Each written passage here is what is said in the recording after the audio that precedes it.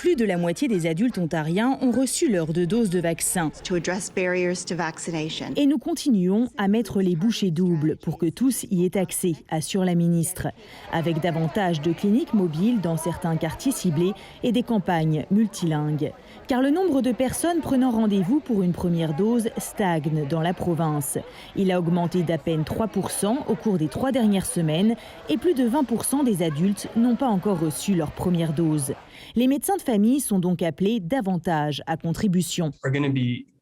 Il dit qu'ils sont bien placés pour répondre à des questions médicales très précises. Beaucoup plus de gens qui sont soit inquiets, pas sûrs, préoccupés par d'autres choses ou dont la vie est tellement complexe que justement d'aller se faire vacciner, là, c'est comme numéro 4352 sur une liste de priorités. Alors, et c'est là effectivement qu'on peut rentrer en ligne de compte. Les omnipraticiens recevront une liste de leurs patients vaccinés et pourront s'assurer de contacter tous ceux qui ne le sont pas.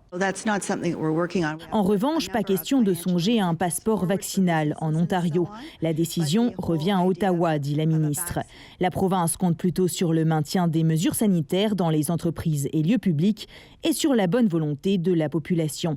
Les Ontariens reçoivent tout de même un certificat de vaccination qui pourra servir comme preuve lors d'un voyage. Selon les dernières données provinciales, 83% des nouvelles infections entre mai et juin concernaient des personnes non vaccinées, contre à peine 1% des personnes ayant reçu leurs 2 doses. C'est un incitatif suffisamment fort, selon le gouvernement. La prochaine cible, ce sont les jeunes, qui sont encore moins nombreux à aller se faire vacciner. On va les rejoindre là où ils sont, notamment sur les médias sociaux, dit-elle. La carotte, c'est aussi la réouverture de la province, car pour le moment, même si les cibles de vaccination sont déjà atteintes pour permettre la 3e étape de déconfinement, le gouvernement refuse de s'avancer sur une date anticipée. Ici Camille Fayreisen, Radio-Canada, Toronto.